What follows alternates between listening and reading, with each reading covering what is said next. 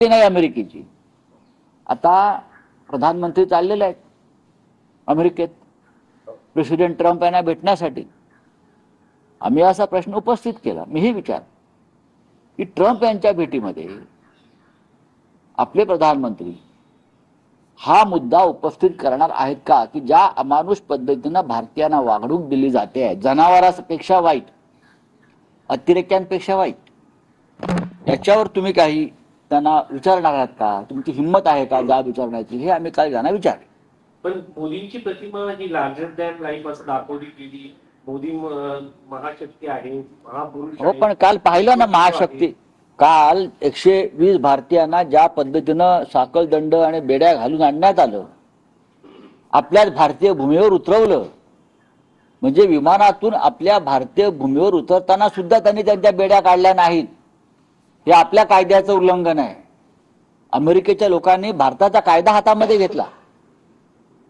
American लष्करानं आणि त्यांच्या प्रशासनानं अमृतसरला उतरून आमचा कायदा हातामध्ये घेतला. आमच्यासाठी ते गुन्हेगार नाही आहेत, तुमच्यासाठी असतील. आमच्यासाठी ते अपराधी आहेत का? त्याने आमच्या भूमीवर काही गुन्हा केलाय का? नाही. तुम्ही उतरताना त्यांच्या बेड्या तरी काढायला पाहिजे होत्या, पण अमेरिकेच्या लोकांनी त्यांच्या बेड्या काढल्या नाही. म्हणजे एका परिणतीने आमचा कायदा सुद्धा पायदळी तुडला. माध्यमातून बातम्या येत आहेत की राजकीय भूकंप होणार आहे. तुमच्या 9 पैकी 7 खासदारांचं मन वळवण्यात शिंदेंना यश आलेलं आहे.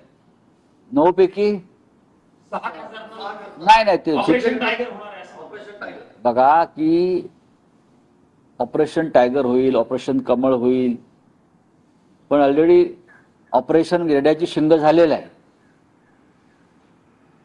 अशा अफवा पसरत आहेत. कालच आम्ही आमच्या संसदेतल्या कार्यालयाचं उद्घाटन केलं आणि आमचे सगळे खासदार उपस्थित होते. ते 9 आकडा चुकीचा सांगतात, 7 आकडा चुकीचा सांगतायत. त्यांनी पैकीच्या पैकी खासदारांचा आकडा घ्यायला पाहिजे. हा, ते कोणत्या गुंगीत आहेत हे त्यांनी एकदा समजून घेतलं पाहिजे. त्यांनी वैद्यकीय तपासणी पूर्ण केली पाहिजे स्वतःची की ते कोणत्या गुंगीत आहेत हे लोक. आता 12:30 वाजता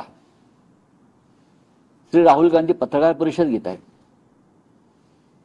कॉन्स्टिट्यूशन क्लबला. आपल्याकडे माहिती आली असेल, आज 12:30 वाजता लोकसभेचे विरोधी पक्षनेते राहुल गांधी पत्रकार परिषद घेत आहेत आणि महाराष्ट्राच्या मतदार याद्या असतील, निवडणुकीत एकंदरीत जे घोटाळे झालेले आहेत त्या संदर्भात पुराव्यानिशी ते आपल्याशी चर्चा करणार.